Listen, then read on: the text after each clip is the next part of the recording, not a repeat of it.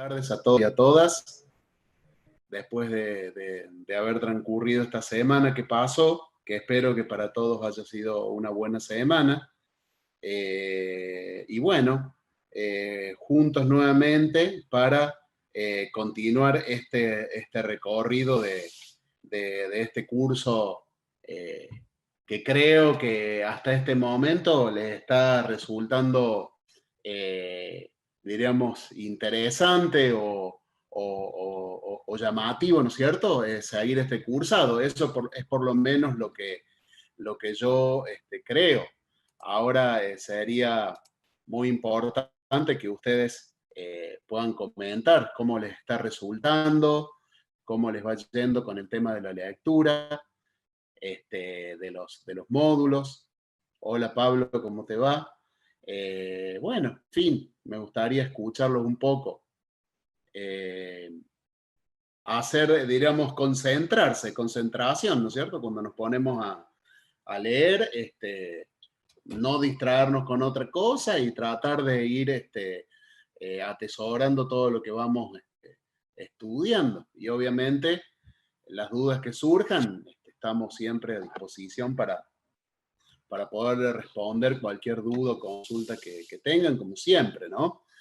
Creo que en ese sentido, bueno, de mi parte siempre he tratado de que cuanto antes existe una inquietud, tratar de solucionarla. Creo que lo he ido logrando hasta este momento, así que siempre cuenten conmigo en ese sentido, porque para eso estamos.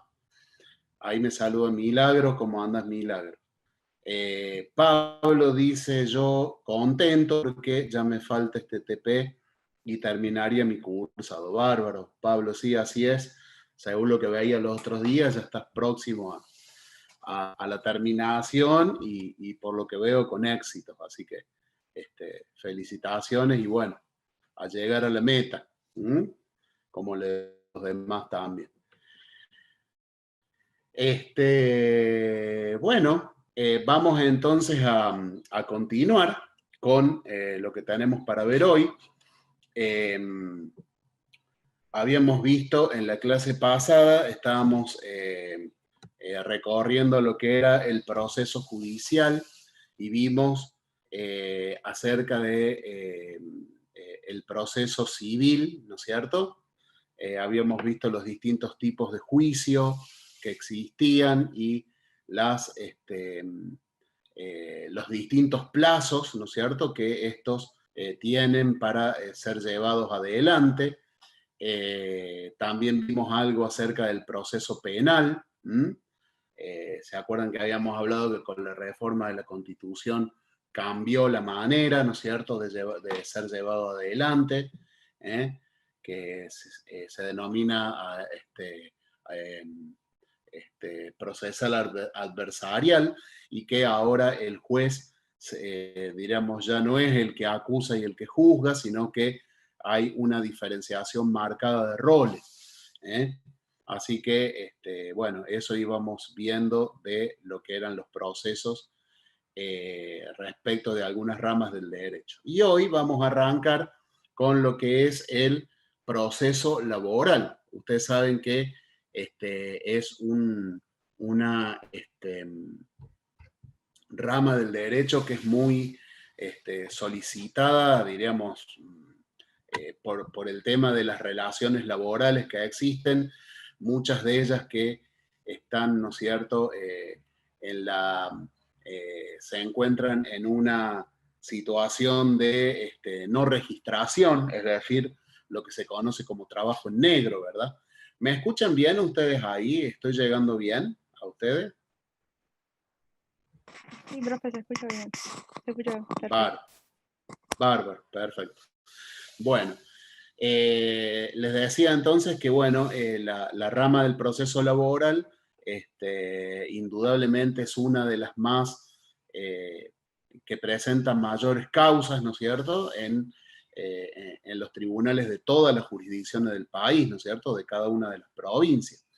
Y, bueno, entonces hoy vamos a ver un poco acerca de esta rama, acerca de lo que es el proceso judicial, como para que ustedes como asistentes jurídicos, como siempre decimos, tengan una idea que abarque, ¿no es cierto?, todo lo que es el derecho y les pueda a ustedes resultar familiar, estén familiarizados, ¿no es cierto?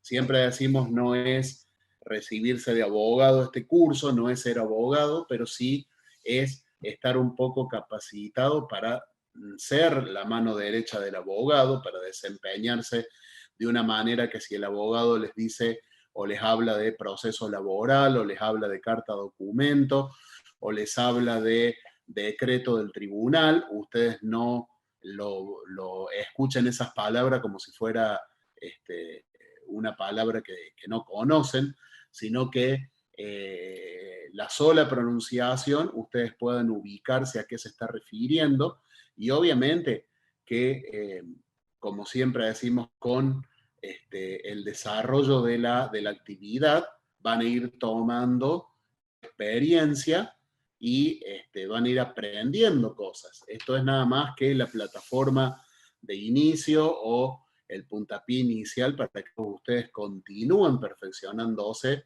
que el mismo trabajo les va a dar la posibilidad de seguir aprendiendo cosas. Quizás muchas más de las que yo les pueda haber mostrado en este curso.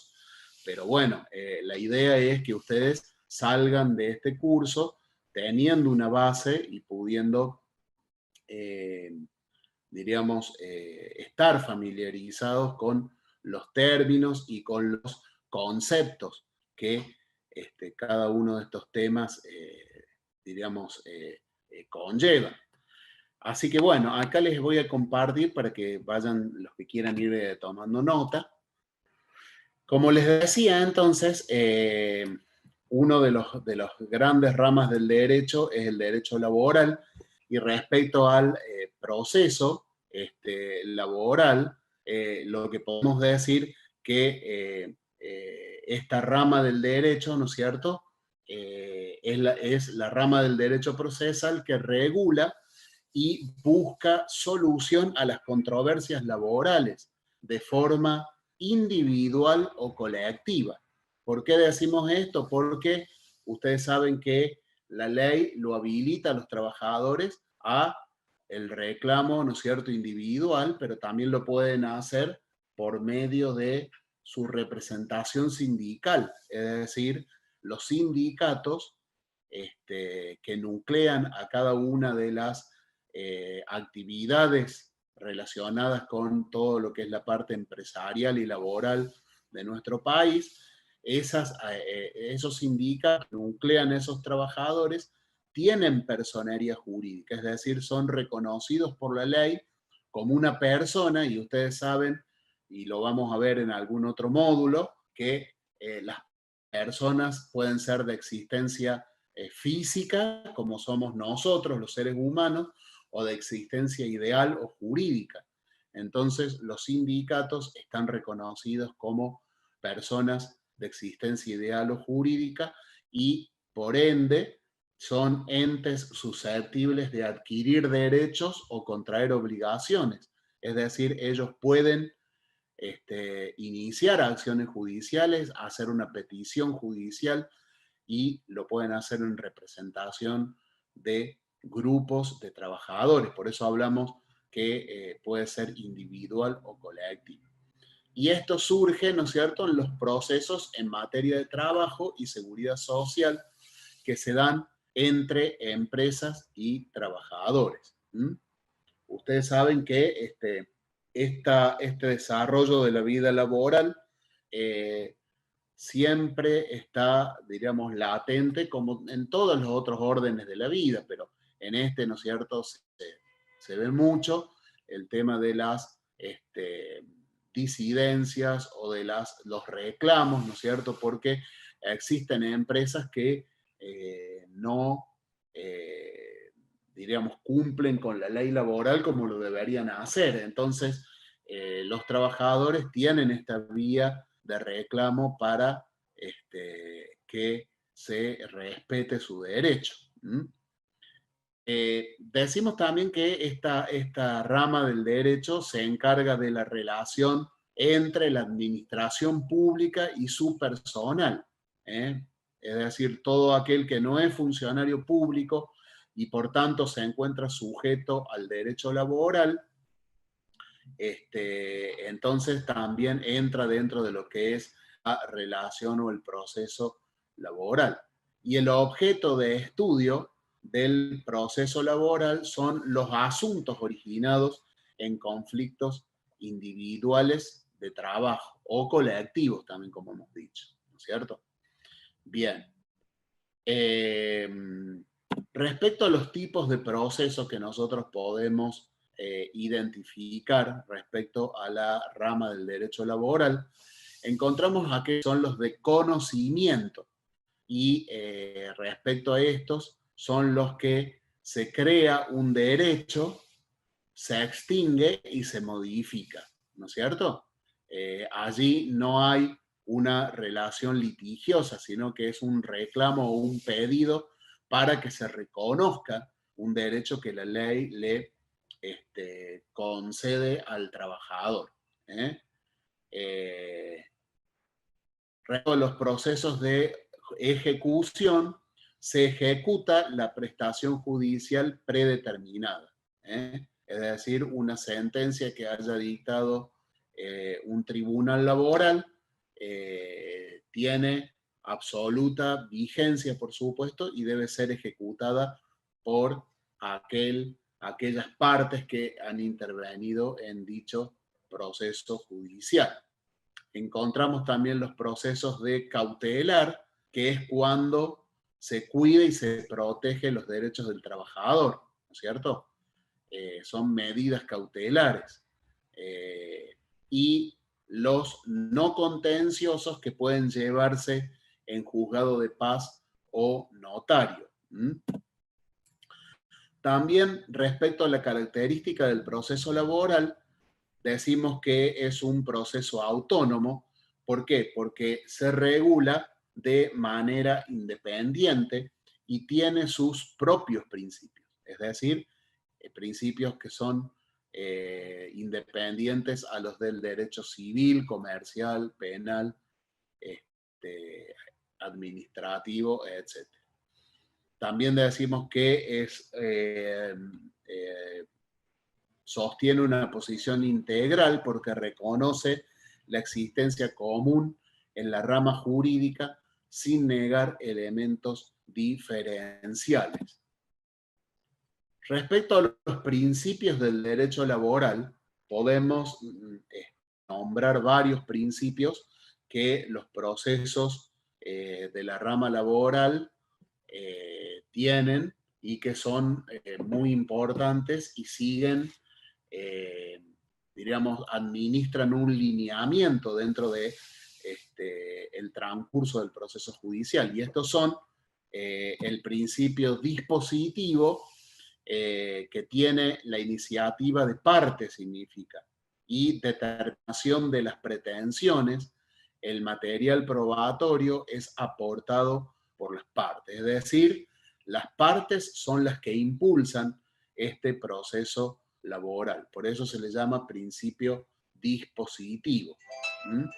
Bien, también encontramos el principio de oralidad. Ustedes saben que habíamos visto respecto de las otras ramas del derecho, que hay ramas y procesos que son netamente escritos. Por ejemplo, el civil y comercial. Aunque les comento que se está implementando en la justicia, por lo menos de aquí de la provincia de Córdoba, implementando la oralidad en el proceso civil y comercial. Se están haciendo pruebas pilotos en determinados juzgados, pero con la idea de implementarlo luego para los demás juzgados, y porque esto hace que un proceso sea más rápido, podemos decir, y que haya una mayor inmediatez entre digamos, el magistrado que interviene en esa causa con las partes que están o que forman parte de ese proceso. Entonces decíamos que el proceso de oralidad significa o hace referencia a que la palabra es o se encuentra en el primer lugar o en el primer caso, y la letra en el segundo medio de comunicación. Es decir, cuando hablamos de un principio de oralidad no quiere decir de que todo es oral. También puede haber documentación escrita, porque obviamente que la hay. Puede haber algún escrito en el que se pidan cosas al magistrado o al tribunal que interviene en esa causa, pero la mayor forma de comunicación y la priorizada es la oral, cuando hablamos del proceso laboral. El valor de este principio de oralidad permite, como les decía, el contacto con las partes, con procesos más rápidos y concentrados y eficientes. Por eso decimos la inmediatez. Bien. También otro de los principios que recién lo acabamos de mencionar, pero que oficialmente es otro principio que tiene este proceso, que es la inmediatez, y que lo repetimos en una forma de exteriorizar actuaciones cuando el órgano que va a decidir toma contacto directo y personal con el material de la causa. Y de esta manera, ¿no es cierto?, hace que se agilice el proceso. También tenemos el principio de concentración, que se refiere a que es una reunión de diversos actos procesales y reúne la mayor cantidad de material que aportan las partes. Es decir, se concentra la mayor cantidad de material probatorio y se lo adjunta a la causa en la cual está interviniendo un determinado tribunal. Otro principio que rige este proceso es el principio de celeridad, y entendemos la celeridad como que es el resultado de un proceso oral donde el juez está en contacto con las partes, las pruebas y la causa. Es decir, tiene una directa relación con la inmediatez. Por eso diríamos que es como que están concatenados, ¿no es cierto? La inmediatez, es decir, la cercanía entre el juez y las partes, y la celeridad, ¿no es cierto?, es el juez, diríamos, teniendo un contacto directo con las partes y la prueba aportada en la causa, lo que trae como resultado una mayor rapidez en la toma de determinaciones dicho tribunal. También hay otro principio que rige este proceso, y es el principio de elasticidad. Y este principio es el que permite adecuar formas procesales. Aquí lo podemos ver el juez que puede recortar y hasta suprimir los momentos procesales. Es decir, si él considera de que hay momentos en el proceso que van a demorar innecesariamente, obviamente dando conocimiento a ambas partes, puede suprimir esos momentos y continuar adelante con el proceso para llegar más rápido a la sentencia de la causa. También otro de los principios, que también lo encontramos en otras ramas del derecho, es el principio de preclusión. Esto quiere decir, indica el momento preciso para realizar los actos procesales y exige sinceramente de las partes, un sinceramiento, podemos decir, de las partes, y permite mejorar la defensa. ¿Qué otra cosa encierra lo que llamamos el principio de preclusión? Encierra también la imposibilidad de volver atrás en el proceso judicial. Es decir, una vez que se cierra una etapa del proceso, no puede retrocederse ni volver atrás en el mismo, de tal forma que garantiza el avance del proceso hacia la sentencia. Otro principio de esta rama del derecho laboral es el principio de eventualidad. Y cuando hablamos de este principio nos estamos refiriendo a que las partes están protegidas ante situaciones inesperadas y a razón de este principio, el juez trata de evitar nulidades insalvables en el proceso. Es decir, mientras se pueda salvar algún error que se haya cometido, el juez va a estar por salvar el proceso antes que conceder la nulidad del mismo. Y esto es para garantizar, ¿no es cierto?, los derechos de aquel que ha, o de las partes, mejor dicho. Entonces, ese principio lo llamamos de eventualidad. También tenemos otro principio muy importante que es el de adquisición procesal. ¿Qué estaremos o a qué nos estaremos refiriendo con este principio de adquisición procesal? Aquel que cuando todo lo que se ha traído e incorporado al proceso es utilizado por el juez sin importar quién lo trajo.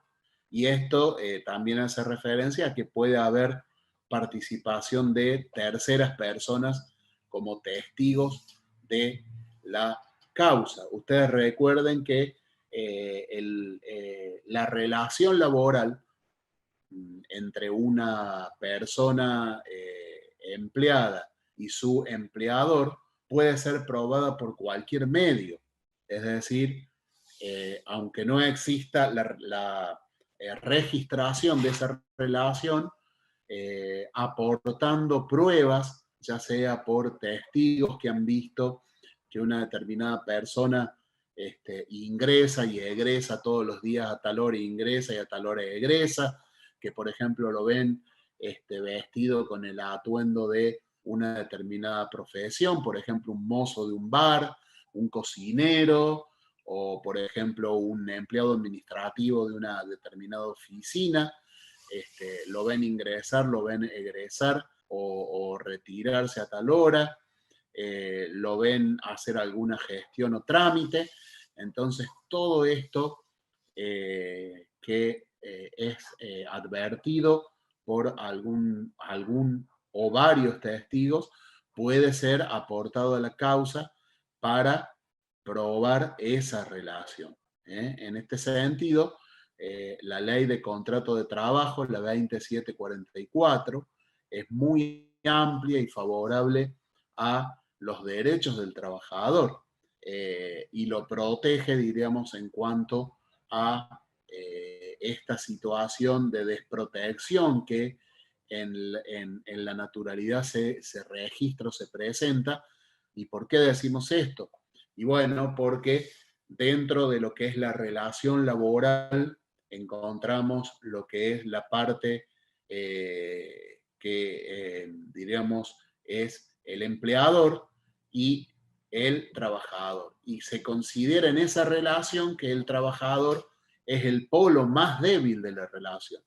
Entonces, al ser el polo más débil de la relación, es el que recibe mayor protección por parte de la ley respecto a sus derechos. Por supuesto que esto no quiere decir de que la parte empresarial o la parte de el empleador no tenga sus derechos también.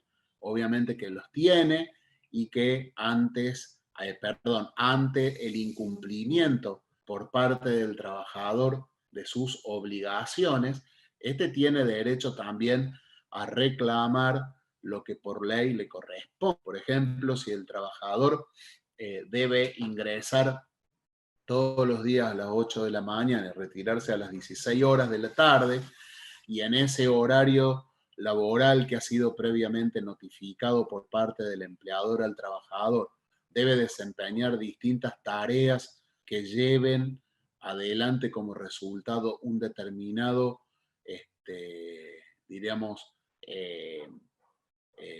o que traigan, mejor dicho, esa tarea un determinado resultado que el empleador espera, y que obviamente hay que notificárselo o hacérselo conocer al trabajador antes. Entonces, si ese trabajador no cumple con su obligación, el empleador podrá entonces plantear un despido con causa, por ejemplo. Es decir, si falta y no da aviso, si diríamos llega tarde y después de algunos apercibimientos no cambia su actitud, esto trae como consecuencia la suspensión, y todo esto es determinado en la ley 2744. Y con esto les quiero decir de que por más de que el obrero o el trabajador, diríamos, está protegido como con mayores derechos que el empleador, también el empleador tiene sus derechos y el trabajador tiene sus obligaciones que cumplir y que forman parte del contrato laboral y que deben ser cumplidas. Y que en el caso de que no se registre ese cumplimiento por parte del trabajador, entonces la parte empresarial o del empleador puede reclamar ante la justicia para lograr ya sea la sanción del trabajador, ¿no es cierto?, que puede ir desde un apercibimiento a una suspensión, o también luego de cumplimentar con todas estas, diríamos, medidas disciplinarias que prevé la ley, puede llegar a desencadenar o a desembocar en el despido con causa, que eso lo exime al empleador de abonar la indemnización que corresponde a un despido sin causa. Entonces, pero todo esto tiene que el empleador ir,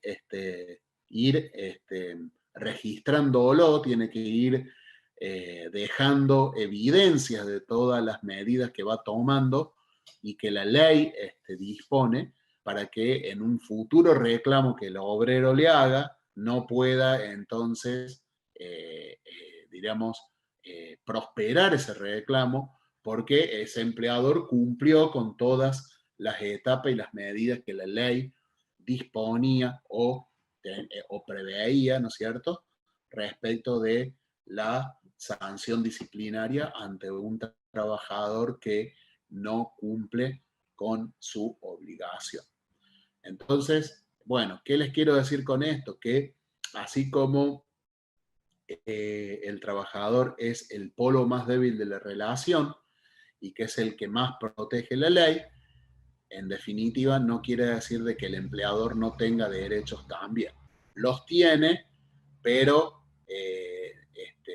diríamos, es el trabajador el que está considerado por la ley como el más débil en esa relación, y entonces tiene mayores derechos.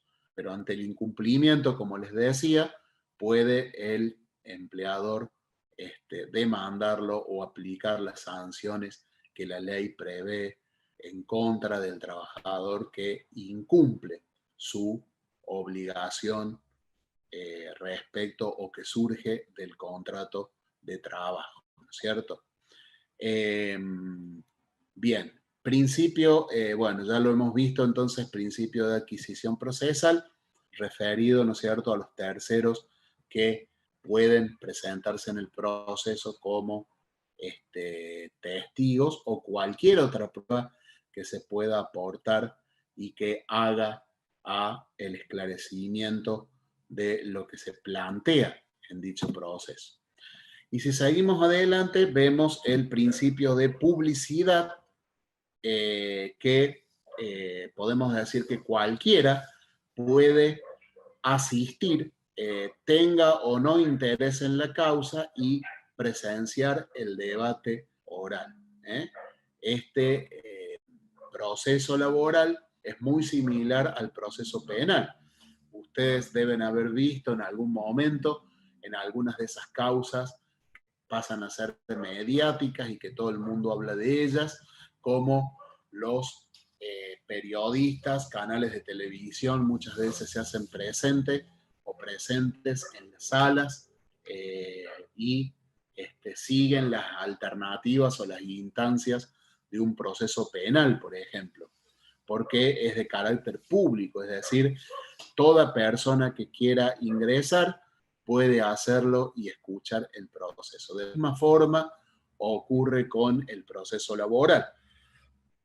Obviamente que la única limitación que puede existir a esta libertad de ingreso para todo el mundo es la capacidad física que puede tener el lugar en donde está implementado físicamente el estrado judicial.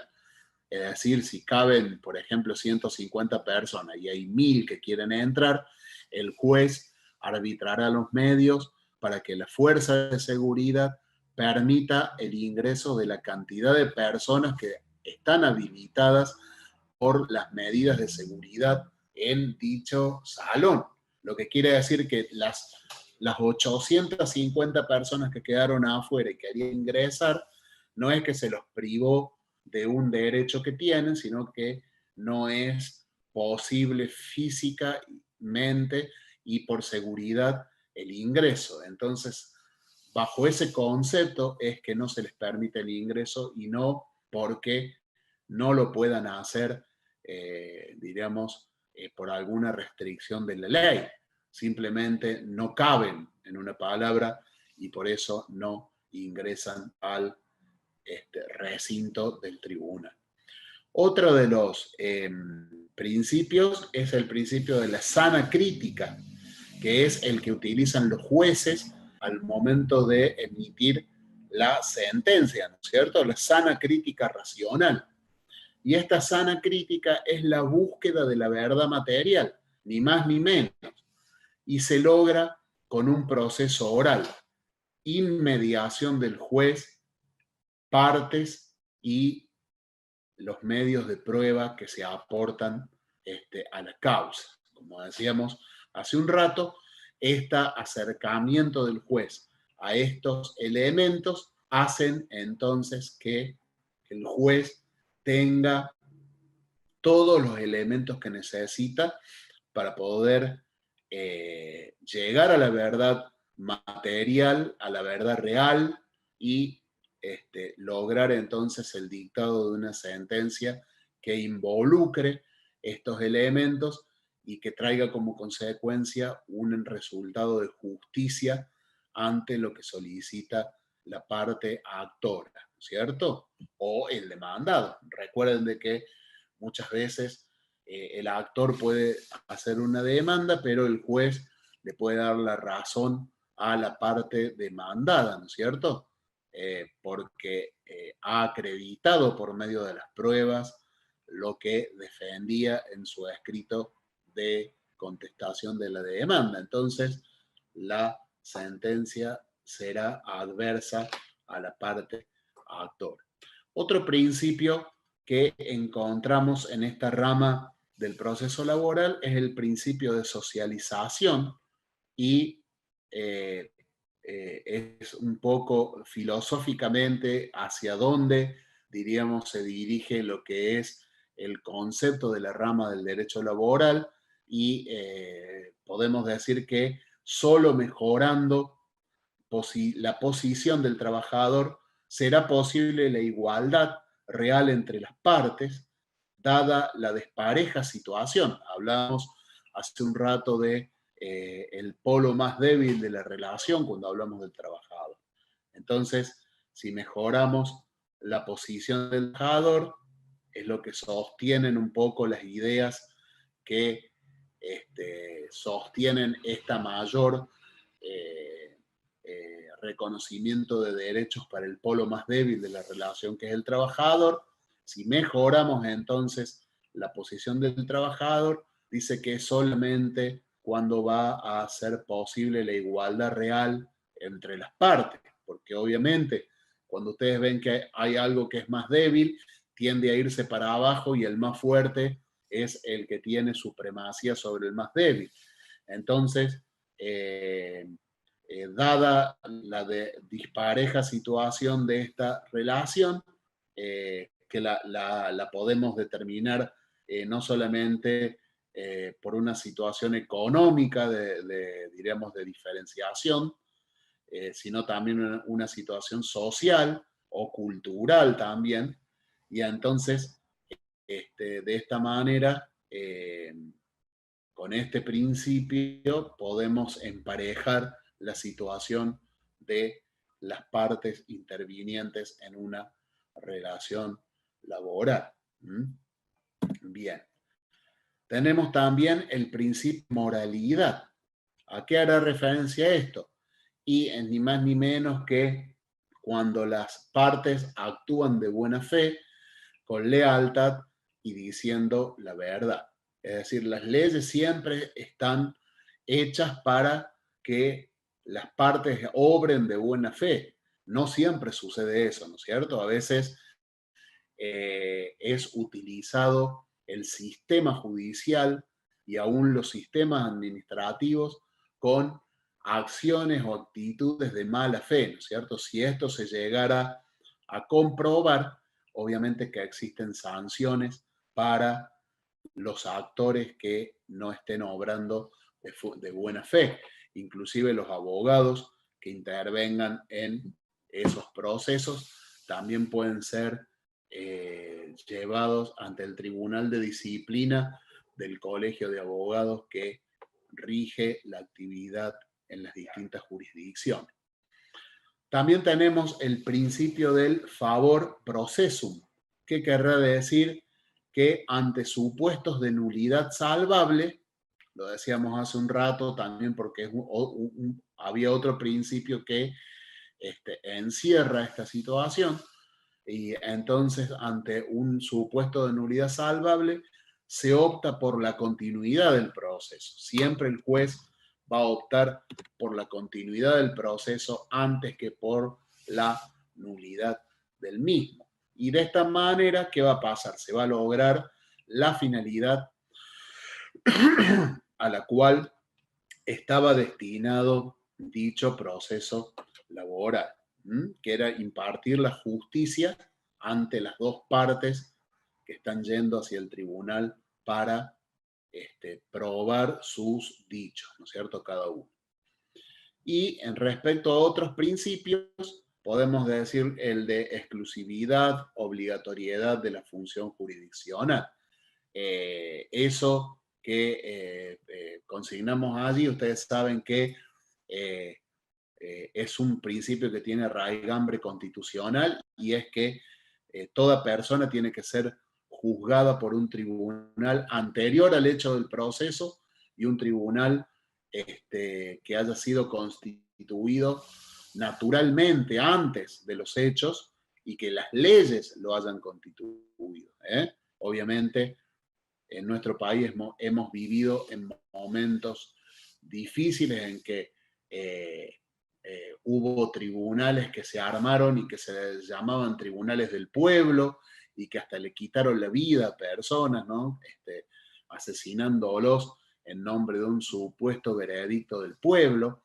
Y todo esto era contrario a la ley, todo esto subvertía el orden diríamos, los principios republicanos, representativo y federal, que son los que rigen a nuestra nación. De allí la palabra subversivo, ¿no es cierto? Que hoy en día es como decir una mala palabra, pero que la verdad no es una mala palabra, sino que es la realidad cuando hay grupos o personas que subvierten el orden que la ley dispone y entonces toman determinaciones y decisiones alejadas de la ley, ¿no es cierto?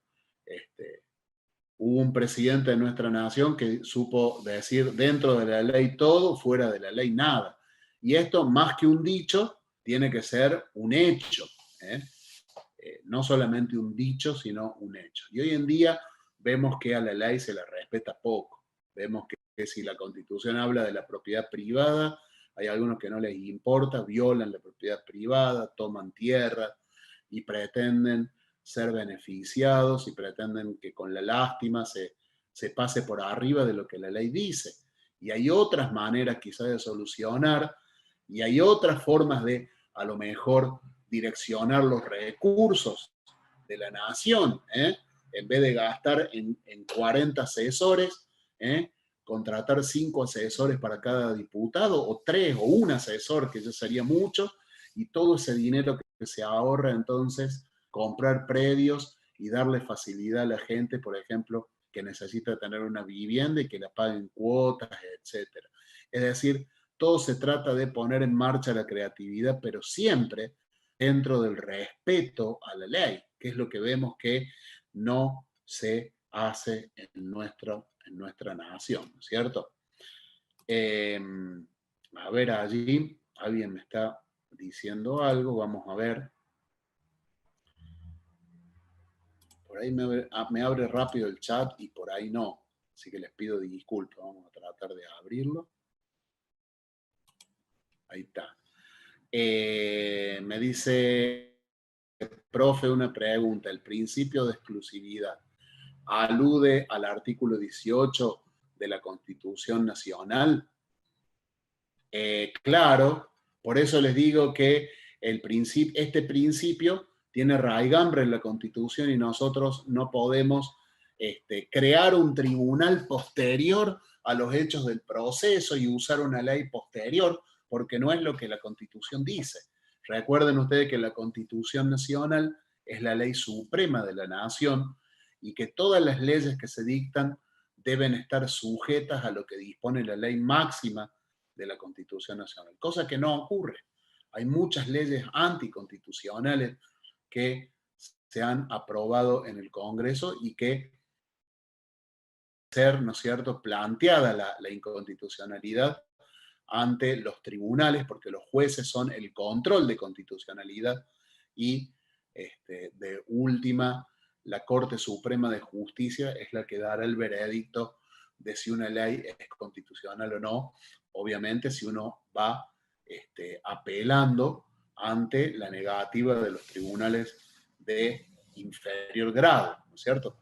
Por eso es que yo insisto en que repasemos siempre la pirámide jerárquica y los llevo siempre a ese tema porque es un tema muy importante que ustedes comprendiéndolo logran entender cómo funciona el sistema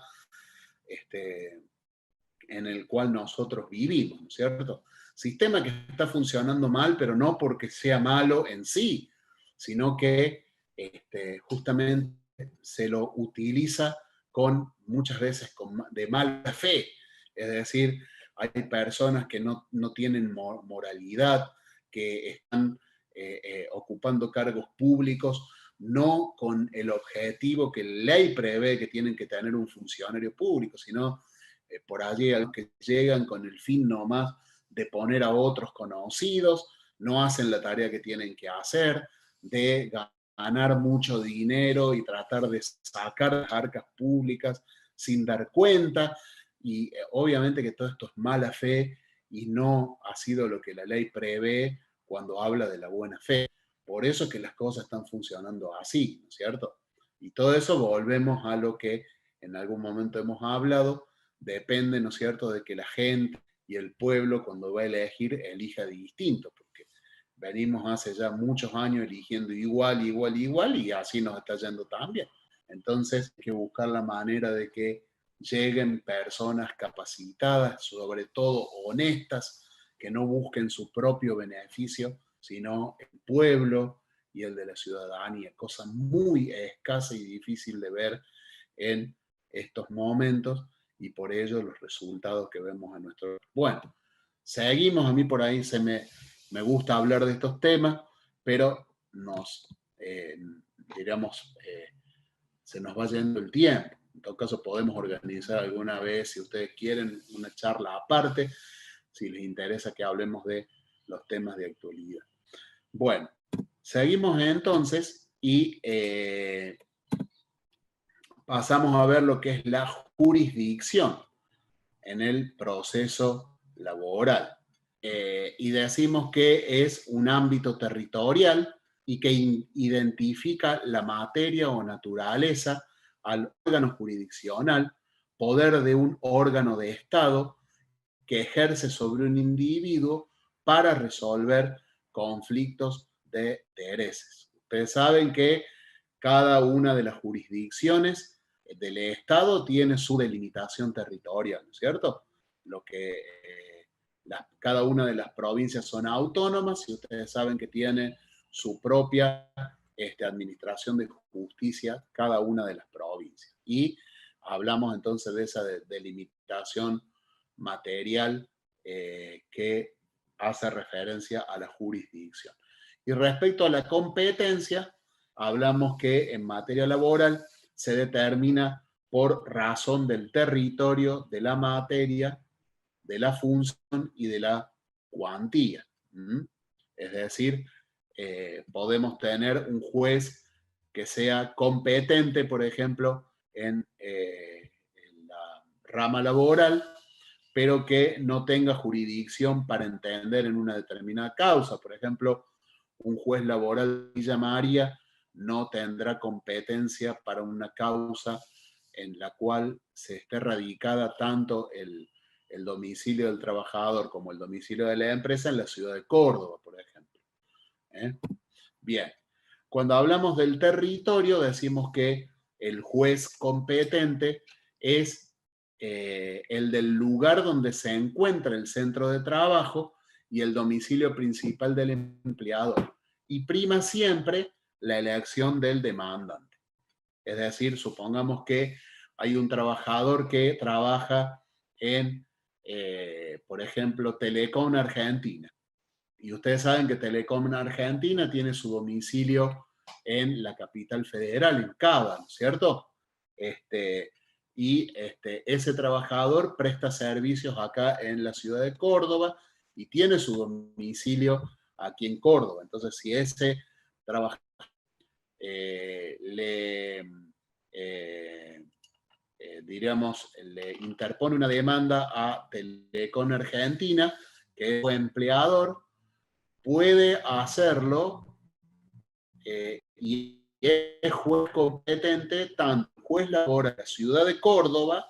¿Por qué? Porque el trabajador tiene domicilio en la ciudad de Córdoba, o también puede ser juez competente el de Cava.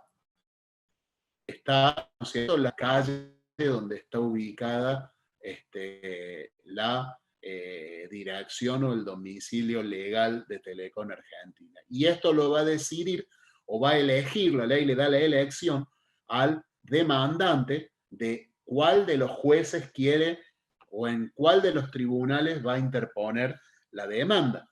Los dos son competentes.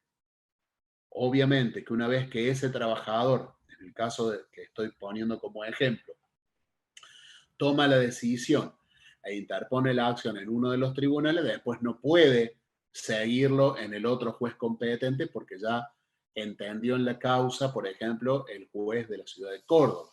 No puede a mitad del proceso decir, no, voy a litigar a Cava ahora porque se me ocurre. Ya entiende en la causa el de Córdoba.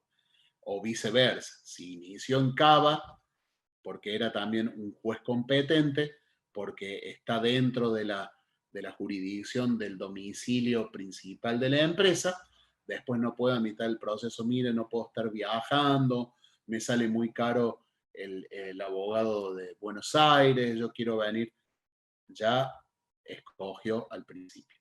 Pero ven, ese beneficio tiene, en este caso el trabajador, por una cuestión de economicidad y de practicidad, puede elegir la jurisdicción o el juez competente de su zona o de la zona de su domicilio. También, respecto a la materia, se determina por la naturaleza de la pretensión y disposiciones que la regulan. Respecto a la función, la Sala de Derecho Constitucional y Social de la Suprema Corte, también las salas laborales o mixtas de las Cortes Superiores, los juzgados especializados de trabajo. Respecto a la competencia en el proceso laboral, podemos decir también que toda persona tiene capacidad para ser materia o para intervenir, podemos decir con mejor propiedad, para intervenir en un proceso laboral, ¿no es cierto? Y pueden conferir poderes de representación. Los menores pueden comparecer por sí mismos, asistidos por la defensa gratuita. Ustedes saben que a veces hay menores de edad que han sido emancipados. El mismo trabajo los emancipa, ¿no es cierto? Antes de cumplir los 18 años, pueden ejercer una tarea laboral, ¿no es cierto? Y pueden ser acompañados por la defensa gratuita que le provee el Estado. Capacidad para ser parte material de un proceso, y toda persona, como hemos afirmado, natural o jurídica, puede, ya sea también un órgano o institución, ya sea conyugal y otras formas de patrimonio autónomo, y en general toda persona que tenga o haya tenido la condición de trabajador o empleador pueden formar parte de un proceso laboral. Respecto a la capacidad en materia laboral, decimos que es obligatorio el patrocinio letrado del abogado, excepto exoneración expresa que conceda la ley. Respecto a la postulación al proceso, se ocupa de la demanda y emplazamiento de su contestación, excepciones y rebeldía. Ahora bien, entrando a lo que es la demanda laboral propiamente dicha, vamos a ver qué es la demanda y cuáles son los requisitos que tiene que tener. Respecto a la demanda, es un acto procesal escrito de la parte en el que se ejercita un derecho de acción y en él se formulan las pretensiones. Los requisitos que tiene que tener la demanda al ser interpuesta ante el tribunal que tiene jurisdicción y competencia para entender en ella, son, en primer lugar, designación del juez jurisdiccional. Recién les decía, puede la parte actora escoger cuál de los jueces competentes, a cuál de los dos jueces competentes va a direccionar la causa. Luego de eso, tiene que identificarse cada una de las partes con el domicilio. También se debe identificar la situación laboral del demandante y la determinación clara del petitorio. Esto tiene que ver con lo que es lo que decíamos, la columna vertebral, de la demanda, que es la pretensión. Entonces, esa pretensión o ese petitorio tiene que estar detallado con claridad, se tiene que entender a simple lectura qué es lo que se está pidiendo. También debe tener una fundamentación jurídica y se deben ofrecer los medios de pruebas y obviamente, por supuesto, tiene que estar fechada y firmada, ¿no es cierto? Obviamente que el cargo, como veíamos en clases anteriores, va a dar fe de la fecha y la hora de su presentación. Recuerden también que no solamente está habilitado el proceso en papel, aunque, como decíamos, el proceso laboral es eminentemente oral, pero también, por ejemplo, en el caso de la demanda, es uno de los pasos procesales que debe ser presentado por escrito, ¿no es cierto? Bien. Respecto a los anexos de la demanda, habrá que adjuntar el documento de identidad, el documento de poder para iniciar el proceso, en donde la parte actora le concede el poder al abogado para que lo represente, medios probatorios, se va a mencionar en el escrito de la demanda cuáles van a ser los medios de prueba que se van a aportar en el proceso. Se va a adjuntar el pliego interrogatorio, cada uno de los donde conste cada uno de los testigos que se va a pedir que se llame ante el tribunal para declarar, y la cédula de notificación con la cual se va a notificar al demandado de el inicio o la interposición del proceso o de la demanda. Respecto de las excepciones, la excepción de transacción será apreciada por el juez atendiendo el principio de irrenunciabilidad. Lo resuelto por el juez no implica prejuzgamientos. Y respecto de la rebeldía, podemos decir también que transcurrido el plazo para contestar la demandada, el demandado, si el demandado no lo hace, incurre en rebeldía. Y esta rebeldía causa presunción legal sobre la verdad. Es decir, al no presentarse, la parte demandada deja como sentado de que todo lo que va diciendo la otra parte es como lo dice o lo presenta. Bien. Respecto a lo que es el proceso administrativo, lo primero que les tengo que decir es que salimos de lo que es la plataforma jurídica o judicial y pasamos a lo que es la plataforma administrativa. Son dos, diríamos, esferas distintas que ustedes tienen que diferenciar. Es decir, cuando hablamos de el proceso administrativo, justamente este proceso no se lleva a cabo en los estrados judiciales, sino en todos los ámbitos estatales, es decir, en donde el Estado interviene o actúa con su poder de disposición, ¿no es cierto? El poder ejecutivo por medio de sus organismos del Estado, como hablábamos en clases anteriores. Por ejemplo, la ANSES es un organismo del Estado Nacional. Por ejemplo, la empresa EPEC es un organismo del Estado provincial. Por ejemplo,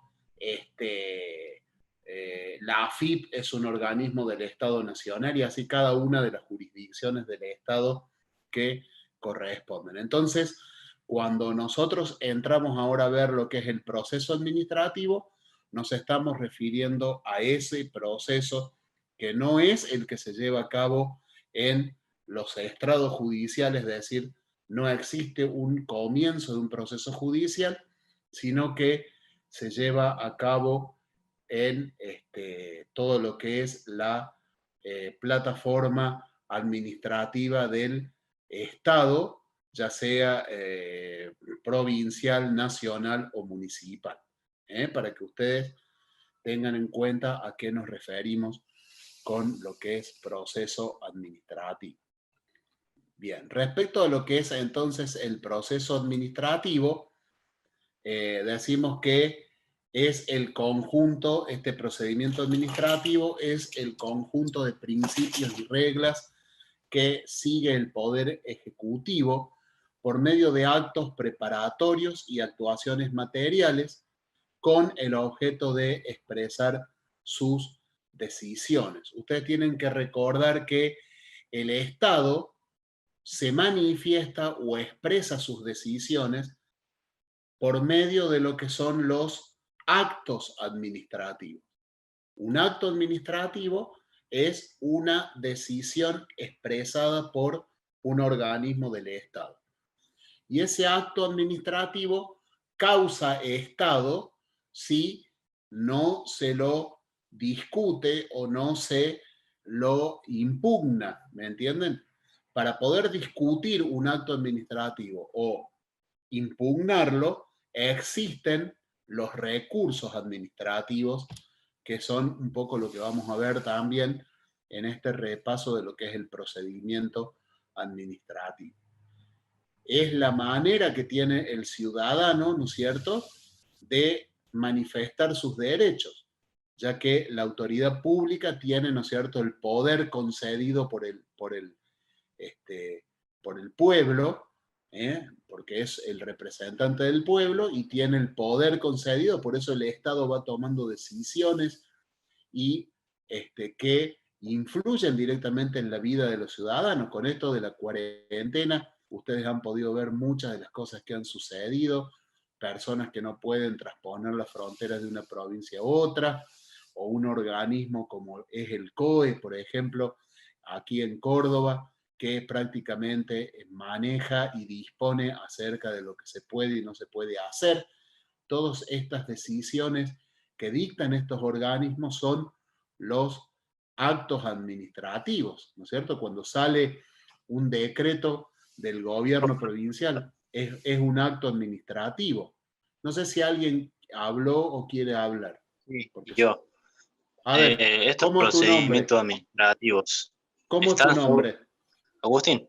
Soy Agustín. Agustín. Siempre preséntense cuando intervengan para yo saber quién me está hablando. Ok. Bárbaro. Quería preguntarle si estos procesos administrativos están sobre pueden llegar a estar sobre la Constitución. No, nunca hay una ley que pueda sobrepasar la Constitución Nacional. Siempre la Constitución Nacional está por sobre las demás leyes. ¿Mm? Así que eso es contundente. Entonces, las protestas que hacían en la calle, los que no querían cumplir la cuarentena, en teoría estaban incumpliendo la orden administrativa, pero no estaban incumpliendo la Constitución. Y podríamos verlo de esa manera. Lo que pasa también es que, diríamos, quienes, invocan, como lo hace el gobierno, ya sea primero el gobierno nacional, que es el poder central, y que es de donde parte el DNU 297/2020, que es el que se dictó el 19 de marzo de este año. Lo que invoca este poder del Estado, que es el poder ejecutivo, es una situación desconocida, tanto para el país como para la humanidad, y entonces a raíz de esta, diríamos, no es tan desconocida porque ha habido pandemias en otro tiempo de nuestra historia, ¿no es cierto? Si uno busca en la historia y va más atrás, va a ver que estuvo la peste negra y otras el tifus, otras pestes y pandemias que hubo en la humanidad. Pero, digamos, lo que quiero decir es que invocando esa especialidad del tiempo que se vive y invocando también el querer proteger la salud pública, que eso sí es verdad que es uno de de las obligaciones del Poder Ejecutivo, tiene que cuidar de los ciudadanos. Entonces, invocando esos principios, es que dicta estos decretos para, en teoría, proteger a la salud de los ciudadanos. Obviamente es un tema muy controvertido. Están aquellos que dicen que afecta la libertad y el derecho de tránsito de las personas, y es verdad, lo afecta, y la Constitución Nacional lo consagra. Pero bueno, hay como una puja de por qué se aplican esas disposiciones, y quienes la aplican Claro, como, se contradice igual que quienes con el lo, barbijo también. claro, quienes lo Que, aplican como el gobierno, lo sostienen y por el lado de que están protegiendo y cuidando la salud de las personas.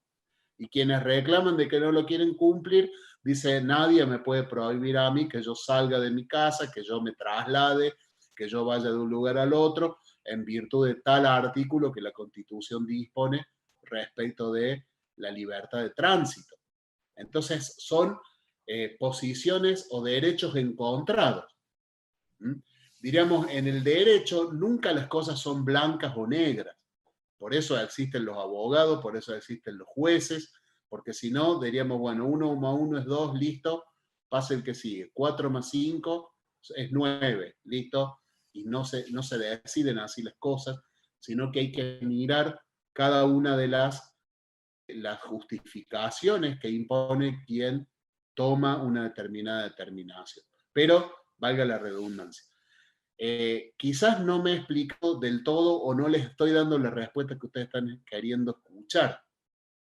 Otra cosa sería que ustedes me pregunten cuál es su posición, lo podemos hablar otro día, pero lo que sí es concreto es que el poder ejecutivo se manifiesta por medio de los actos administrativos y que estos actos administrativos causan Estado y tienen un poder que deriva del pueblo, porque el pueblo es el que ha elegido a las autoridades. Obviamente tienen un límite que son los derechos que la Constitución consagra y que por eso le da a los ciudadanos la posibilidad de discutir estos actos administrativos por medio de los recursos administrativos, que son los que vamos a ver. No sé, Agustín, si te he respondido. Bueno, después me decís. Ahí Milagros me dice, pero los DNU no. Sí, te escucho, Agustín.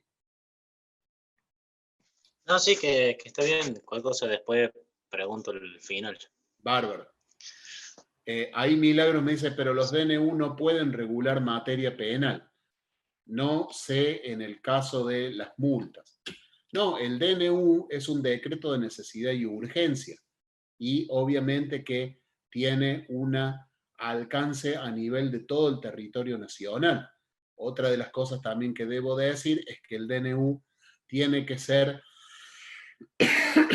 aprobado posteriormente por la Cámara de Diputados y de Senadores. Entonces, diríamos, el DNU es una acción de gobierno que la Constitución le acuerda al presidente de la Nación, tiene la facultad de dictarlo cuando ocurre un hecho urgente que no puede esperar a que el Congreso se reúna y lo debata. Entonces se toma la decisión y después se manda al Congreso para que lo apruebe o lo rechace. Si lo rechace, tiene que volver para atrás el gobierno con la decisión tomada. En este caso, los DNU que el gobierno dictó fueron acompañados y aprobados por el Congreso de la Nación. Respecto a que no puede regular materia penal, no, lo regula el Código Penal, pero sí, ustedes saben que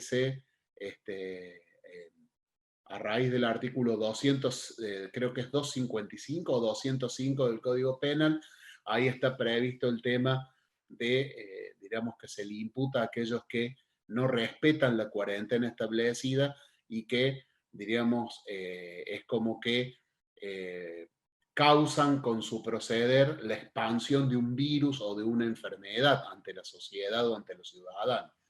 Entonces, bueno, son armas que va usando el Estado para hacer cumplir las disposiciones y obviamente que la justificación de estas determinaciones es en aras del cuidado de la salud pública. Pero bueno, lo dejamos al tema porque llevaría para horas de hablar.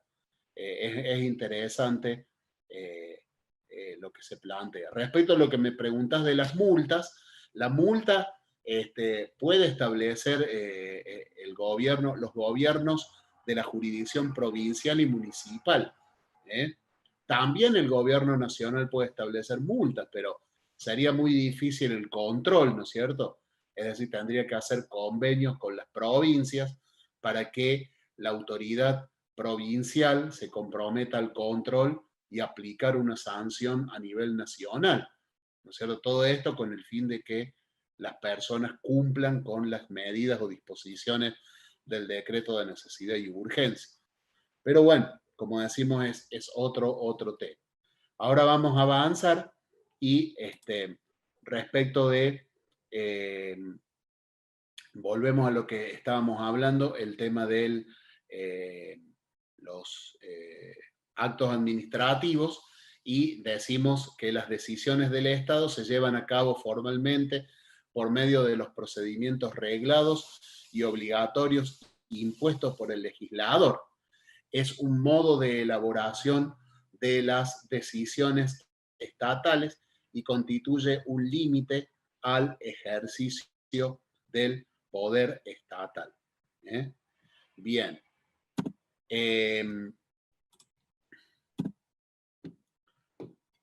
Por un lado, ¿qué es lo que hacen este proceso administrativo? Garantiza los derechos de las personas o los ciudadanos. Y por el otro, el procedimiento persigue asegurar la legitimidad, racionalidad, acierto y eficacia de las conductas y decisiones estatales. En una palabra,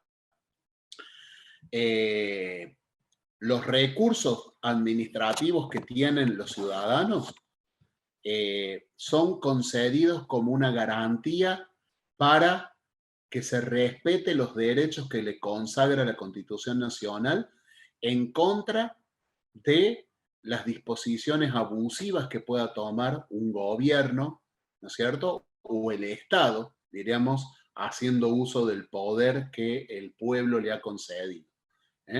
Entonces, esos derechos que la Constitución consagra a favor del ciudadano pueden ser hechos valer por medio de los recursos administrativos. Respecto a procedimiento y proceso, el procedimiento administrativo de impugnación de las conductas estatales guarda cierta semejanza con el proceso judicial. Recuerden que recién les expliqué que son dos plataformas distintas. Lo que es el procedimiento y el proceso administrativo se lleva en lo que es la sede administrativa de los órganos del Estado. En vez del proceso judicial, se lleva adelante en lo que es los estrados judiciales, ¿no es cierto? Pero tiene algunas diferencias. ¿Cuáles son las diferencias entre el procedimiento administrativo y el proceso judicial? El procedimiento administrativo, decimos que el órgano que resuelve el conflicto es el propio Poder Ejecutivo. Fíjense que es el que dicta el acto administrativo por medio de un decreto y es a la vez el que va a resolver el pedido del ciudadano por medio del recurso. El mismo órgano es el que dispone el acto y el que después va a resolver si le concede o no al ciudadano lo que está pidiendo. En vez de en el proceso judicial, el conflicto es resuelto por un tercero imparcial e independiente. ¿Quién es? Es el juez. Es una tercera persona, está la parte actora, la demandada y el juez. En vez de en el proceso administrativo, está el órgano del Estado que dictó el acto, está el ciudadano que está discutiendo ese acto administrativo por medio de un recurso, y el mismo órgano que dictó el acto es el que va a resolver si le hace lugar o no a lo que está pidiendo. Fíjense la diferencia que hay entre un proceso y el otro. La decisión judicial tiene fuerza de verdad legal, es decir, le da un carácter definitivo a la sentencia, siempre y cuando no sea apelada, ¿no es cierto? Si la sentencia queda firme por la falta de apelación, ya es definitiva. En el marco del procedimiento no es definitivo el acto administrativo que se dicta, ya que puede ser revisado posteriormente por un juez. Es decir, si el órgano del Estado al cual nosotros presentamos los recursos para que sea declarada la nulidad, por ejemplo, de un acto administrativo, no hace lugar a lo que el ciudadano pide y no se está haciendo justicia de acuerdo a lo que las leyes disponen, ese ciudadano, una vez agotada la vía administrativa, puede presentarse ante los estrados judiciales para pedir justicia acerca de lo que esté planteando. Agotada correctamente la vía administrativa. Acuérdense de este término que les estoy diciendo, porque no agotar correctamente la vía administrativa va a ser una causa de que el juez no haga lugar a la demanda posteriormente. ¿Y qué es agotar correctamente la vía administrativa? Es seguir todos los pasos del Código de Procedimiento Administrativo que dispone los plazos que se deben considerar en los distintos escritos que se van presentando, los recursos de reconsideración, el recurso jerárquico, el recurso de alzada, ya después lo veremos. Y cada uno de esos plazos, por eso es que hay abogados que se dedican a esta rama del derecho administrativo y que conocen al dedillo cómo es que hay que ir haciendo para agotar correctamente la vía administrativa. No es cuestión de un papelito que uno va, después cuando se acuerda va a ver si le contestaron o no. Hay que seguir y hacer valer los plazos que la ley en el Código de Procedimiento Administrativo dispone, y una vez que se ha logrado la contestación oficial del órgano del Estado correspondiente, entonces, agotada correctamente la vía administrativa, se puede entonces acudir ante los estrados judiciales para interponer la demanda en el caso de haber sido negativo el pedido que hemos hecho al organismo estatal. Bueno, respecto del código que yo les decía, es la Ley de Procedimientos Administrativos número 19.549.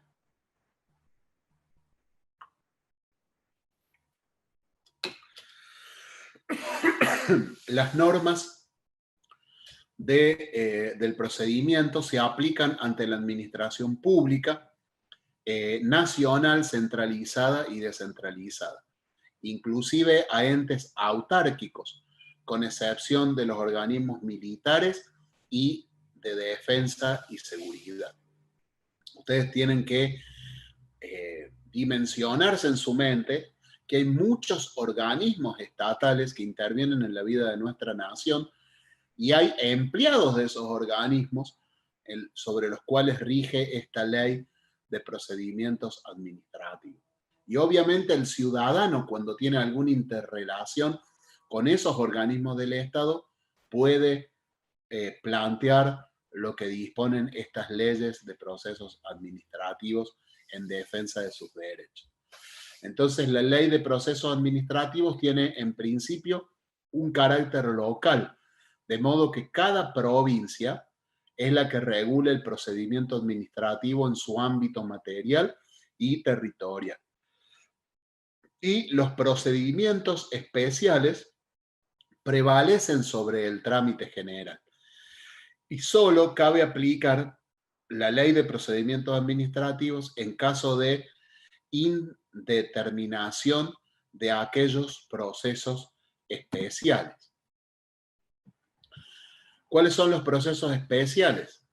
El procedimiento general que prevé la ley de procedimientos administrativos es desplazado en ciertos casos por los procedimientos y trámites especiales. Es decir, deja de regir la ley general, que es la ley 19.549, y rigen las leyes especiales a ciertas y determinadas causas que, digamos, tienen un procedimiento especial. El decreto 722 de 1996 solo reconoce como procedimientos administrativos especiales los siguientes. Es decir, estos que reconoce este decreto desplazan a la ley general cuando hay que aplicar, ¿no es cierto?, para seguir el procedimiento administrativo en estas causas especiales. ¿Cuáles son? Los correspondientes a la Administración Federal de Ingresos Públicos, la AFIP, los que regulan la actividad minera, el régimen de contrataciones del sector público nacional, los procedimientos que se aplican a las Fuerzas Armadas, el régimen o los regímenes de los derechos de reunión y electora, los regímenes de audiencias públicas, los procedimientos sumariales y aquellos relacionados con la potestad correctiva de la Administración Pública Nacional, los procedimientos ante los tribunales administrativos. Este decreto derogó los otros procedimientos especiales no reconocidos expresamente. Mantuvo la vigencia de ciertos aspectos propios de estos trámites. Primero, el cumplimiento de los requisitos previos a la interposición del recurso administrativo de que se trate. En segundo lugar, la suspensión de los efectos del acto administrativo recurrido. Tercero, la existencia de los recursos judiciales directos. ¿Cuáles son los aspectos del procedimiento?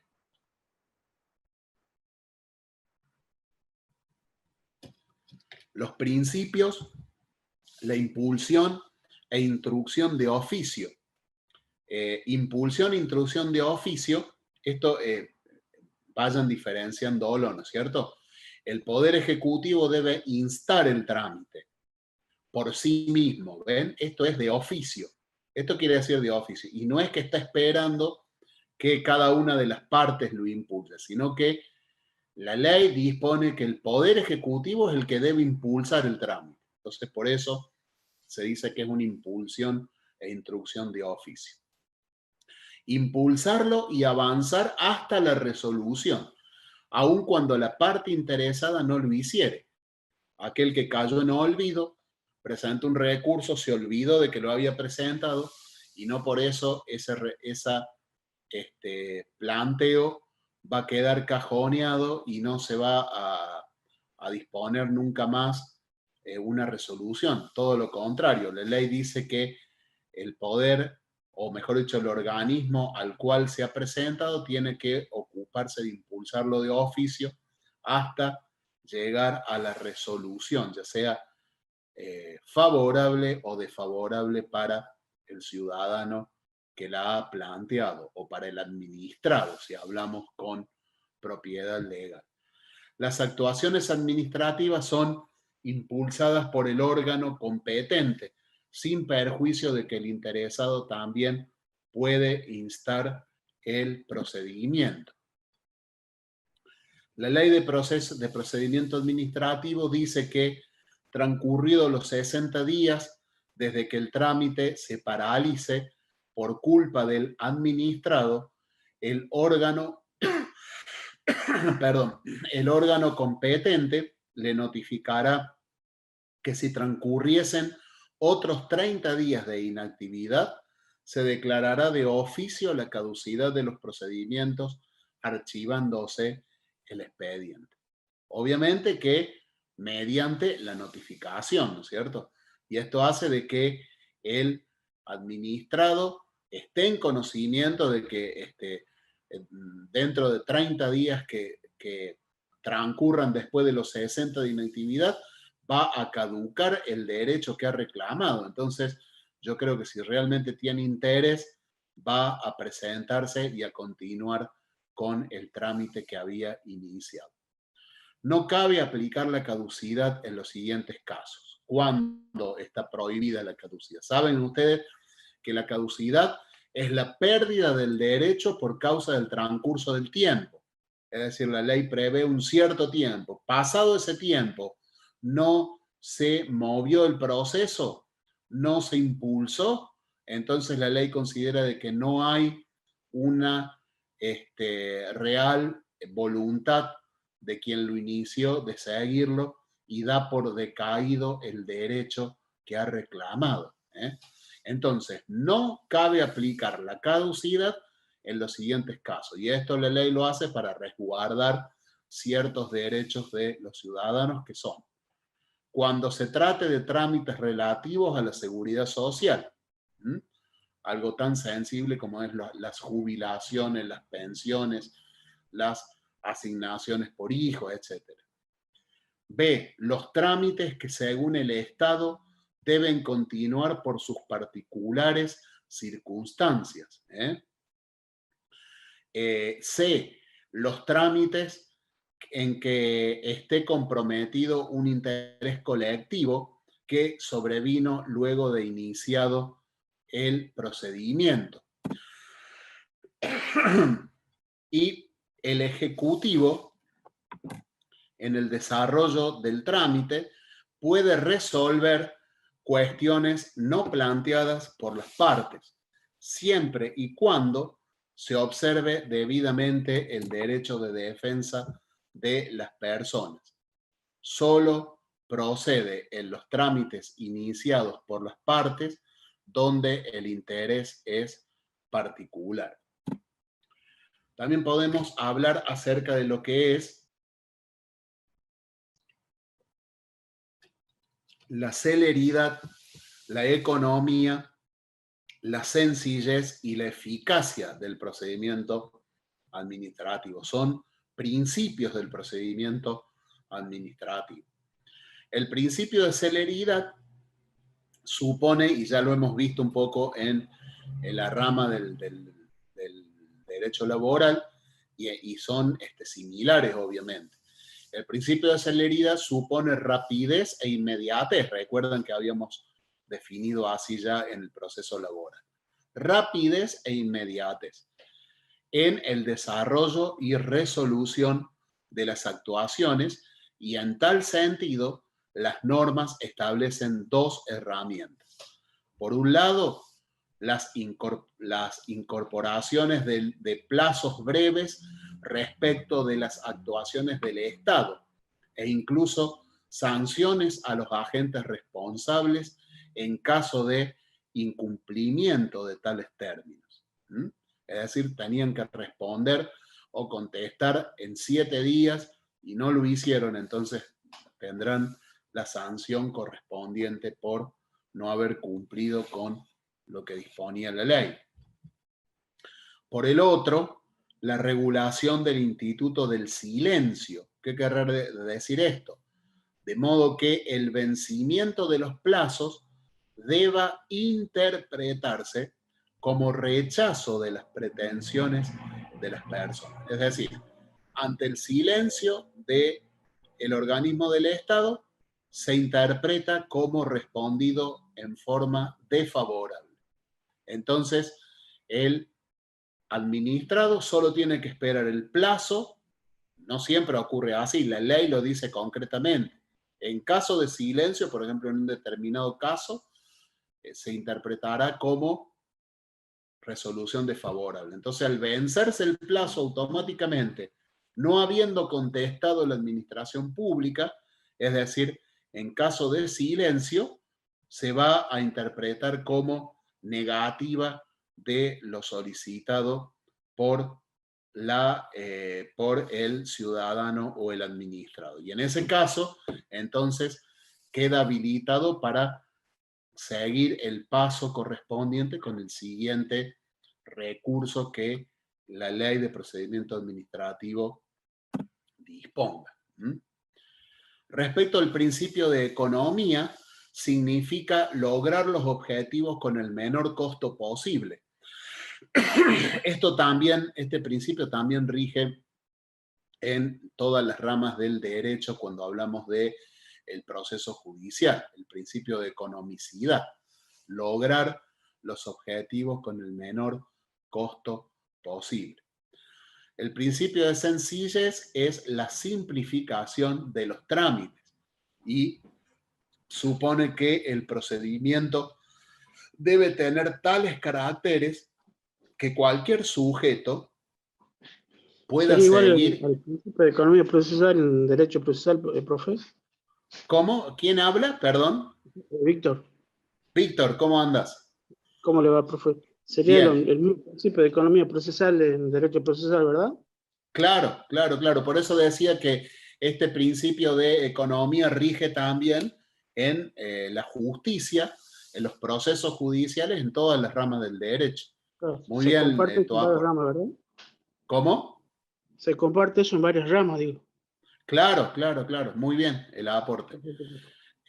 Pero siempre ustedes acuérdense que en este momento estamos hablando de lo que es el procedimiento administrativo. Por eso hago la comparación de que este principio también rige en el procedimiento o el proceso judicial.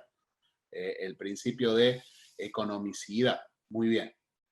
La eficacia consiste en el logro de los objetivos propuestos, y solo es posible garantizar la eficacia de los trámites estatales con la inclusión de las nuevas tecnologías y mecanismos de transparencia de los expedientes y procedimientos administrativos. Todo esto tiene que ver también con lo que hablábamos en clases anteriores del proceso de despapelización de los expedientes.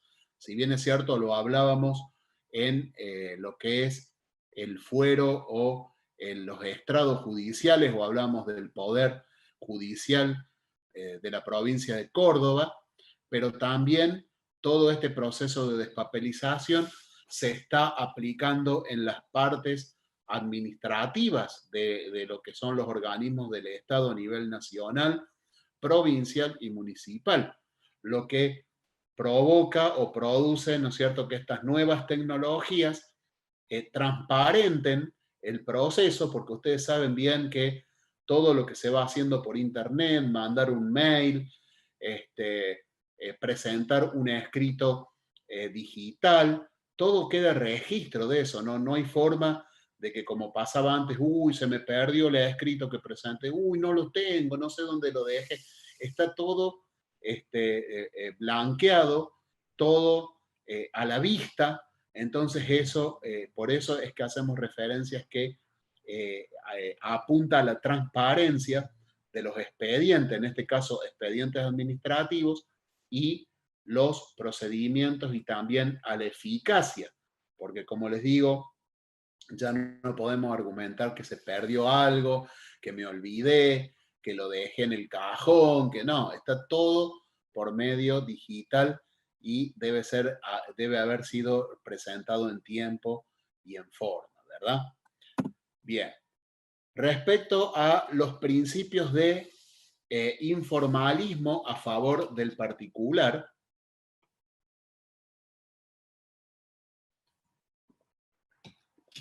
podemos decir que, según este postulado, el particular está excusado de observar las exigencias formales no esenciales, siempre que puedan ser salvadas posteriormente.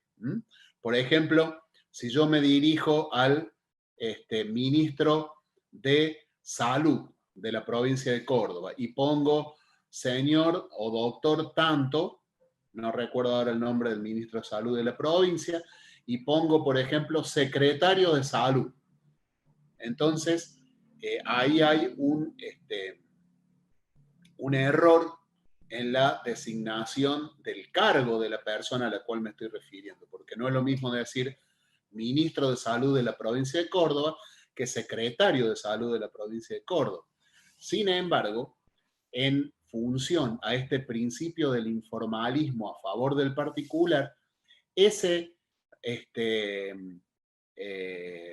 diríamos, ese, ay, se me fue la palabra, ese recurso que yo estoy presentando y el cual lo he dirigido o he tenido un error en consignar el cargo de la función o del funcionario público al cual me estoy dirigiendo, en virtud de este principio de informalismo, va a ser subsanado y va a ser dirigido lo mismo al ministro de Salud de la provincia, porque estoy poniendo el nombre de él, y aunque puse que era secretario de Salud, se va a dirigir al ministro de Salud de la provincia de Córdoba. Entonces, eso ocurre en virtud de este principio del informalismo a favor del particular. Y eso hace de que se evite la nulidad de un recurso que yo estoy presentando y que por un error que puede ser subsanable, se dejara de, dejara de prosperar ese recurso. Todo por el contrario, se está a favor del particular que presenta el recurso y se subsana el error, que no sea un error de fondo o grave. El principio establece que el trámite es válido aun cuando el interesado no cumpliese con las exigencias. El principio solo comprende la actividad del particular, pero no el desempeño del Estado. Estas exigencias formales no esenciales deben cumplirse posteriormente. Los recaudos no formales son la calificación errónea de los recursos administrativos, presentaciones realizadas ante el órgano incompetente por error excusable y los defectos formales insustanciales. Respecto a lo que es el debido proceso adjetivo, la Constitución Nacional garantiza el derecho de defensa de las personas.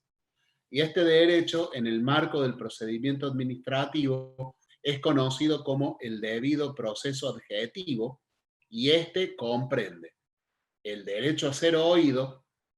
El titular de un derecho o interés debe exponer sus pretensiones y explicar sus razones, además de la expresión debe ser amplia y oportuna, o sea, sin restricciones y de carácter previo a las decisiones estatales. En el marco del procedimiento se están debatiendo cuestiones jurídicas, el patrocinio letrado es obligatorio. Cuando se discute una cuestión jurídica, aunque sea un proceso administrativo, debe el administrado ser acompañado de un letrado en el proceso administrativo. Si no, es opcional, pero obviamente que al administrado le conviene ser asesorado por un letrado, porque el administrado, el ciudadano común, no tiene en cuenta muchas de las aristas y cuestiones que yo les he comentado acerca de los plazos y de agotar correctamente la vía administrativa, que sí lo tiene en cuenta un letrado o un abogado que se especializa en derecho administrativo.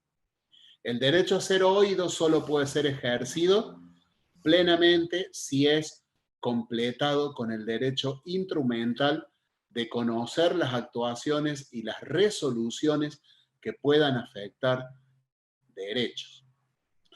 El derecho a ofrecer y producir prueba y a controlar la prueba producida. El particular puede ofrecer todos aquellos medios probatorios de que intente valerse, y el Estado, en su condición de instructor, debe resolver sobre la procedencia o no de tales medios. El derecho a una decisión fundada, y esto exige que el Estado resuelva los principales planteos del interesado, previo análisis de sus argumentos, y a su vez explicite cuál es su decisión y por qué decide del modo que decide. No puede decir no se concede y listo, y lo firma el gobernador. Tiene que dar un fundamento y una explicación de por qué la respuesta o la resolución que toma el organismo estatal contra el cual se ha presentado el recurso administrativo. Además, las personas tienen el derecho a una decisión en tiempo oportuno. De allí los plazos que les comento que el Código de Procedimiento Administrativo dispone, y que la Ley de Procedimiento Administrativo dispone. El Estado no solo debe decidir y explicar cuáles son las razones de sus decisiones, sino que debe hacerlo en plazos razonables. La eventual restricción de la defensa en el procedimiento administrativo es subsanable en el trámite judicial subsiguiente. El derecho a una decisión en un tiempo razonable. El derecho a recurrir las decisiones estatales supone el acceso ante un órgano imparcial e independiente de las partes, o sea, el juez, en términos sencillos y plazos razonables. Respecto al expediente administrativo, podemos resumirlo como que es el conjunto de documentos escritos, resoluciones y actuaciones expuestos de modo ordenado y concatenado en el marco del trámite administrativo. Es el soporte material del procedimiento administrativo que puede iniciarse de oficio o por pedido de parte y cuyo objeto es expresar los escritos deben expresar, perdón, las decisiones estatales. O sea, el expediente finalmente va a expresar la decisión estatal con la resolución que se toma. Los escritos deben seguir ciertas formalidades. Por ejemplo, ser redactados a máquina o manuscritos. Esto de ser redactado a máquina, obviamente, ahora ha sido reemplazado por la computadora, que ustedes saben que es excepcional el sistema Word. Nosotros podemos elegir la letra, el tipo, el tamaño, tenemos autocorrector, tenemos todo, Lo que antes en una máquina de escribir no se podía lograr nunca, y al contrario, cuando se equivocaba uno en un escrito tenía que volverlo a hacer, ¿no? Si no podía ser subsanado con poner, por ejemplo, el liquid paper o algún otro corrector. Así que tenemos una gran herramienta, en este caso la computadora y el sistema Word y las planillas de Excel, que siempre yo les remarco que traten ustedes de tomar cursos, ya sea videos tutoriales o si pueden cursos que los especialice en la utilización de estas herramientas para agregar a todo este conocimiento que están obteniendo la destreza en el manejo de estas herramientas. Entonces, ser redactados a máquinas o manuscritos lleva resumen, petitorio e identificación del expediente. Y ya para ir terminando, podemos decir que tienen que contener el nombre, el domicilio, la relación de hecho y de derecho, y el ofrecimiento de los medios de prueba y acompañar la prueba documental. Estar firmados y constituir un domicilio especial dentro del radio de asiento del órgano competente, ¿no? Allí van a ser cursadas las notificaciones a las partes que surjan de este acto administrativo y del recurso que se haya presentado, ¿no es cierto? Estos deben ser presentados en la mesa de entrada del órgano estatal, ¿no es cierto?, contra el cual se ha presentado el recurso, y los escritos posteriores en la oficina donde tramite el expediente administrativo. Y con esto hemos entonces terminado de ver los temas propuestos para la clase de hoy. Así que, bueno, los escucho a ustedes si tienen alguna duda, si han comprendido o me he hecho yo comprender o me he explicado correctamente. En fin, los invito a que puedan participar si así lo desean o tienen alguna inquietud, pueden hacerlo ahora, así que los escucho si alguien quiere hacer alguna pregunta. No, ninguna, profe, ahora todo muy claro. Bárbaro. ¿Agustín habla? A ver si no me equivoco esta vez. Sí, sí, Bárbaro. sí, Agustín. Bárbaro. Bueno, me alegro, Agustín, que se haya entendido. Se entendió todo bien. Milagro, dice Ori, también, ninguna duda. Perfecto, se entendió bastante bien. Bárbaro, Víctor, bárbaro. Le hablo a Leila nomás para poder, bueno, aplicar bien los procedimientos después. Bárbaro, bárbaro, perfecto. Bueno, si nadie más tiene nada que agregar o que preguntar, vamos a ir entonces concluyendo con la clase. Me dice ahí Pablo, sí, profe, una pregunta. ¿Falta aún un tema de este módulo o este es el último? Falta todavía en la próxima clase, recuerdo. Por eso te había dicho, Pablo, que, diríamos, tu cursado terminaba con la última clase de este módulo, que es donde vamos a subir el TP, que después debe ser completado y enviado para, bueno, concluir. A ver qué otras preguntas tengo acá.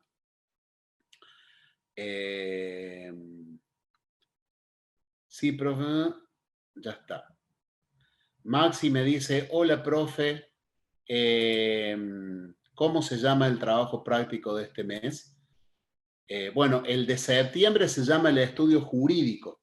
Este todavía no lo hemos subido, así que no se hagan todavía problemas. Ya la próxima clase, al final de la próxima clase va a ser subido. Así que ahí ya yo les voy a decir bien el nombre y todo, pero no se hagan ahora problemas. Ahora preocúpense los que todavía por algún motivo no entregaron el otro trabajo, que ya están atrasados, ¿no? Obviamente que la mayoría ya lo ha entregado, pero de hablo ya saben quiénes son. Bien. Perfecto, gracias, me queda claro, dice Pablo. Maxi dice, yo lo tengo que hacer. No sé, Maxi, vos cuándo entraste al cursado. ¿Ahora en octubre, Maxi? Porque no me acuerdo, no tengo el listado acá a mano. ¿Me escuchás, Maxi, o no?